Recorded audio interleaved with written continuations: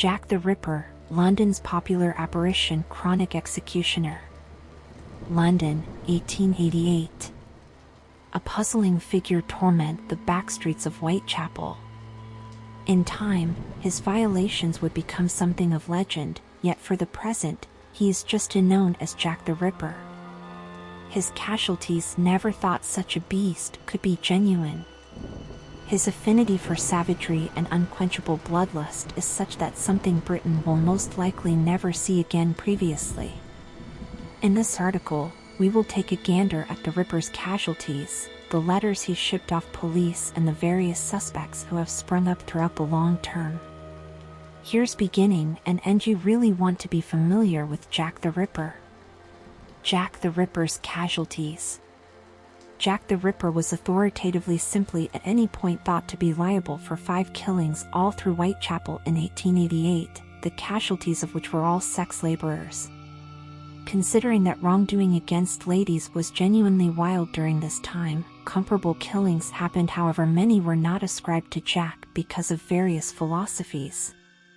Albeit an umbrella term of the Whitechapel murders was begot to sort comparative assaults, there are different hypotheses in regards to whether they were undeniably completed by a similar individual. Notwithstanding, there exist the standard 5 casualties, which are all around recognized to have been committed by a similar hand. Mary Ann Nichols. Mary Ann Nichols is the first of the 5 Ordnance Ripper casualties. She was a heavy drinker whore who was 44 years of age at the hour of her demise. In the early hours of the morning on August 31, 1888, Nichols' body was tracked down on a side of the road by a bystander. 5 of her teeth were absent, with unexpected slices to the tongue. She had wounds along her lower jaw and to the left half of her face. She had extreme slashes to the neck and throat and a lengthy cut from jaw to ear. She had profound injuries along the lower side of her midsection. Annie Chapman. At around 6 a.m. on September 8, 1888, the assortment of Annie Chapman was found in her rear entryway. Chapman was spread on the ground with her dress pulled over her knees. Her executioner had cut open her mid-region, eliminated her digestion tracts and hung them over her shoulders in a peculiar showcase of vain behaviors. A dissection found that part Chapman's uterus had been taken out. Her mouth and tongue were enlarged, proposing she had been beaten or choked. A similar cutting instrument had been utilized on both the throat and midsection regions. The coroner was persuaded that the culprit had some information on human life systems, fueling the hypothesis that Jack the Ripper could be a butcher, specialist, or clinical right hand. Elizabeth Stepp. On the morning of September 30, 1888, the collection of 44-year-old Elizabeth Stepp was tracked down external a functioning men's club in Whitechapel. At the point when she was found by a steward at the Specialists Club, Stepp was all the while draining from a painful injury in her neck, implying that she'd been killed just a brief time before the disclosure. As an unmistakable difference to Mary Ann Nichols and Annie Chapman, Stepp didn't bear the signs of a Jack the Ripper murder casualty. While her throat had been profoundly slashed, posthumous mutilation was missing. It's accepted that the steward who found Stepp had interfered with Jack mid-murder, meaning he couldn't complete the task in full. Catherine Eddowes. Not exclusively was Catherine Eddowes the 4th survivor of the authoritative 5, yet she and Elizabeth Stepp were committed around the same time, probably promptly after one another. At 1:45 a.m. on September 30th, the seriously disfigured cadaver of Catherine Eddowes was found in her rear entryway by a watching cop. She had been killed by gashes of the throat, the Ripper's typical technique for causing demise.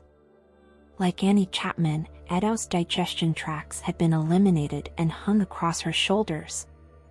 Her chest area had been seriously cut, including her face, ears, nose, cheeks, eyelids, shoulders, neck and arms. Feces had been spread across her body. A later examination on Eddowes uncovered something extremely unusual. The executioner had eliminated her left kidney. This fueled hypothesis significantly further with respect to Jack's calling in the clinical or butcher exchange. Mary Jane Kelly. The fifth and last of the sanctioned casualties, the homicide of Mary Jane Kelly added a further layer of secret to the personality and inspirations of the man known as Jack.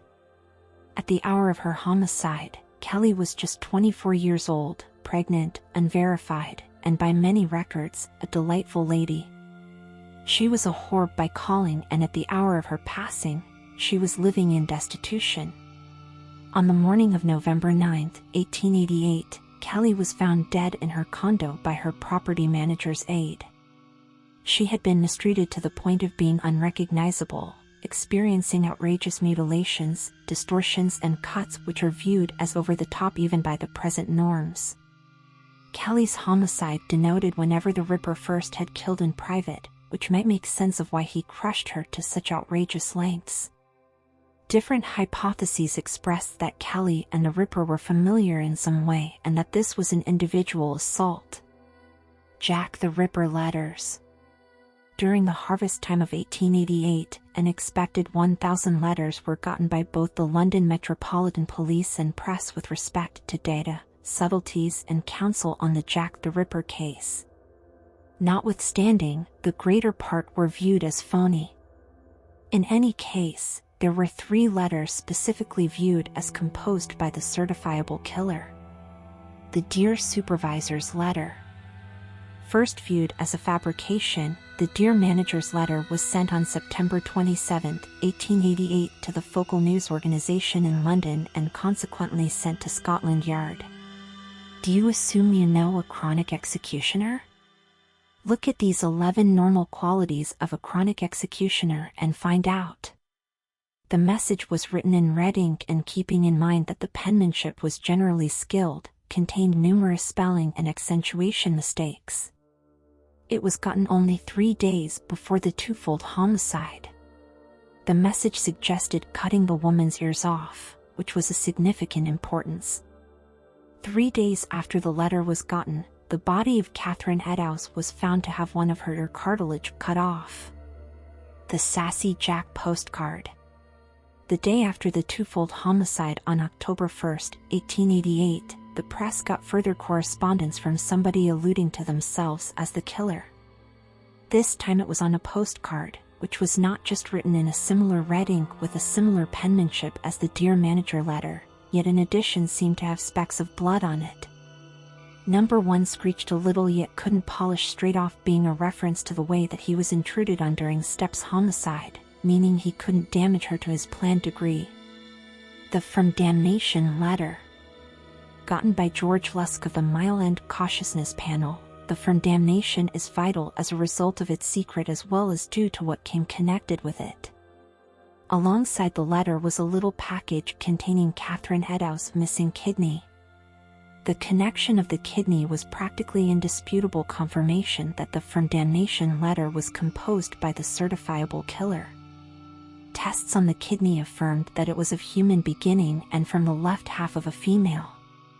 There were a few most remarkable contrasts between the From Damnation note and all past correspondence from the executioner, raising some serious questions about the authenticity of every one of them. The education level in the From Damnation Hellfire note was a lot lower than in other correspondence. It wasn't closed down as Jack the Ripper like the past 2, and the penmanship was poor and nearly kid-like in its way. Jack the Ripper suspects. An excessive number of suspects, insufficient bodies. That is the normal motto of ripperologists the world over. To be sure, there have been around 500 people set forward associated with being the Whitechapel killer, some more conceivable than others. Aaron Kosminski. In 2014, a beginner ripperologist guaranteed that he had convincing evidence that a clean hairdresser named Aaron Kosminski was Jack the Ripper. The proof came as a rap that once had a place with Catherine Eddowes. The thing was for sure real and was even actually stained with Eddowes' blood and the DNA of the individual who killed her. The novice ripperologist asserted that DNA tests on the wrap demonstrated that Aaron Kosminski had basically came into contact with it sooner or later, and was in this way prone to be Jack the Ripper. Kosminski had a past filled with craziness and was at that point believed by London Metropolitan Police to be a suspect around the late 1900 years. Nonetheless, it was observed that Kosminski's family were tailors, and may have passed DNA onto the wrap that way. Sir William Gohl. Conceivably the most popular suspect, Sir William Gohl was Sovereign Victoria's doctor during the hour of the Whitechapel murders. The hypothesis expresses that ruler Albert, the main beneficiary of the high position, had covertly hitched and impregnated a shop young lady. The child was then positioned into the consideration of Mary Jane Kelly, the Ripper's last casualty. Gohl and his kindred Freemasons are said to have killed whores all through London until they tracked down Kelly and took the kid. This hypothesis would without a doubt pile up concerning how the Ripper murders worked out. The sheer over-the-top excess incurred for Mary Jane Kelly proposes a unique interaction among casualty and executioner, and it was not normal for some other Ripper assault. Francis Tumblety. Francis Tumblety was a conman who acted like an Indian spice specialist in the US and Canada. Tumblety was in Britain during the Whitechapel kills and was known for demonstrations of sexism and charlatanism around the East Finish of London. Tumblety was constrained out of his home in Boston after specialists blamed him for misbehavior with his patients and figured out how to keep away from conviction. He then, at that point, showed up in Britain in mid-1888 and was captured again for homosexuality. Tumblety likewise bragged to his companions having an assortment of bellies from each class of lady in his control. Tragically, while Tumblety was under doubt of being the Ripper during his capture, Mary Jane Kelly's homicide occurred, actually pronouncing him guiltless. Albeit after Tumblety's demise in 1903, police found an assortment of safeguarded babies in his housing house. And over a century has passed since the Whitechapel killer ended the existences of London ladies and left a path of blood, body parts and essential organs afterward. However, in spite of the endeavors of thousands of Ripper devotees, we are still no nearer to revealing reality. Is the Ripper's character bound to stay a mysterious which no living soul will at any point be aware? Will he be a ghost forever, an anonymous outline in the shadows? Notwithstanding north of 130 years of examination, hypothesis and exploration, almost certainly, the killings of Jack the Ripper will stay inexplicable for eternity. Inexplicable.